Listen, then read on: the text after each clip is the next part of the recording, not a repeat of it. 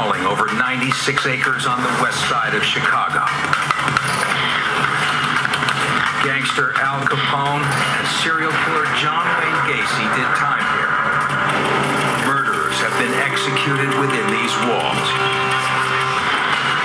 It's the limbo between freedom and prison. All detainees are innocent until proven guilty. And every day is a battle to maintain control. Cameras have never had this kind of access until now.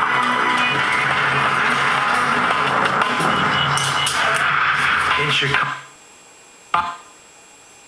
Cook County Jail, it takes brains. How do you handle this environment, adapt to being in the jail, and brawn to keep inmates in line. The staff is responsible for a massive complex. Cook County Jail consists of Divisions 1 to 11. Each division is broken into living units called tiers. There's an on-site medical facility and a boot camp where some inmates participate in a highly disciplined program. New arrivals start here. Division 5, receiving. What'd you say? Anybody talking? Today, Officer Ishmael Muhammad, or Officer Mo, as he's called around the jail, lays down the law to the new detainees. So you guys just coming in, some of y'all probably already been here. So y'all know how the system goes, right? So make sure you guys be in your P's and Q's. You should have no problems out of nobody. Mo has worked at Cook County Jail for 14 years. He grew up in this part of town and chose to work corrections instead of living a life on the streets. Everything that they going through, I've seen it. I grew up in it. He's part of an elite team of correctional officers or COs on call 24/7 to use force whenever inmates fly off the handle. Sometimes it can be real bloody. It gets real chaotic. They're called the Emergency Response Team, or ERT, and they are the muscle inside Cook County Jail.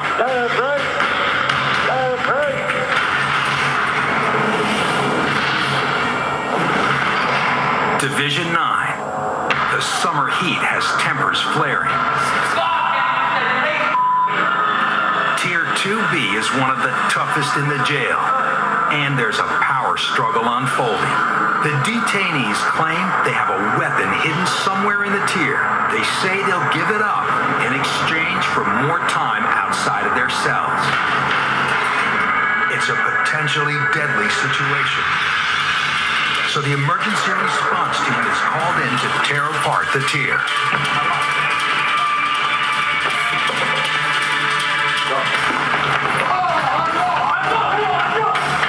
Control of the tier hangs in the balance. Even as ERT makes its move, new inmates are flooding in off the streets. Today in Division 5 receiving, the bullpens are getting crowded with detainees. They're accused of everything from first-time DUI to multiple homicides. Is this third grade or is this jail? Okay, put your hands behind your back to where you were, and act like you're 45 years old. This is actually like the nerve center of the jail. For all practical purposes, everything comes through the receiving room. Hey, this is real, man. Superintendent Tom Snooks has worked at Cook County Jail for 29 years. He's seen it all. We average about 300 discharge, 200 to 300 coming in new, and we send 9 to 950 to court every day. Face forward, gentlemen. Single file line. Fresh off the streets, most inmates wait in the bullpens in plain clothes. But if their clothes are bloody, they're forced to wear paper suits. If the police took his shirt for evidence, a lot of times we get guys for like high crimes like murder, rape, whatever, would come in with a paper suit on. Mo keeps a watchful eye over the room. It's not long before he spots a familiar face. How long you been up in here right now? Yesterday. Yesterday? Yeah.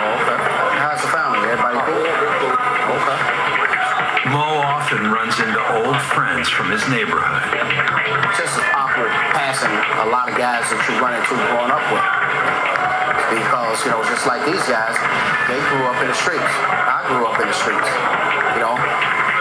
I had to make choices early on in my life, just different lifestyles, You guys ready to go back to division, or y'all been processed? But whether he knows the inmate or not, he can never let down his guard. They trying to hang him, man. There's no telling what the inmates may do or what they're trying to smuggle into the jail. Somebody that comes into jail, they could have a weapon on them. To prevent hidden contraband from getting inside, every inmate must pass through this state-of-the-art body scanner. A lot of guys, they have bullets lodged in them. A lot of guys, maybe have shanks within them. So we're able to detect that through this full body scan machine. 19-year-old Deontay Davis is in on a burglary charge. Straight ahead. It's been like hell, I ain't never been to nothing like this, This ain't me. I ain't no serious threat to the world, It's just, I got caught at the wrong place at the wrong time. He's temporarily marked with an identification number. This number will be used later to make Deontay's ID card. After this process, every inmate has a place in the system. Somebody got to tell me when to eat. It's just oppressive when you in here. You don't want to be in here. I got a rash on my You can see how chaotic the situation can get. These guys, they already high rated, so now they aggravated from being locked up. And it sometimes take hours before these guys get processed and through the system. It doesn't matter what you're in for. Everyone waits together in the bullpen. Did you see the gentleman? He was sitting down and he was talking to himself, swearing to all the inmates in the bullpen and carrying on. My man, have a seat. It's not necessary. Have a seat. Have a seat. Okay. Sergeant Cintron. Send him for a psych now. So we had him go see a psych worker right away because if we would have left them in the bullpen, the other inmates in the bullpen, after a while, some of them are very nervous. They could get upset and hurt them. Long hours and the ripe smell of the bullpen take a toll on the inmates. When they do explode, it may take several officers to subdue them.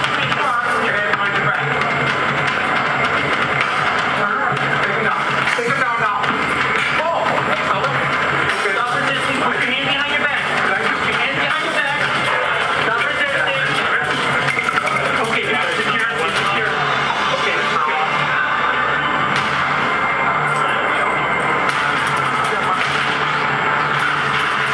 For some, time in the bullpen is all they spend at Cook County Jail. They will make bail just after processing. But for others, it's just the beginning.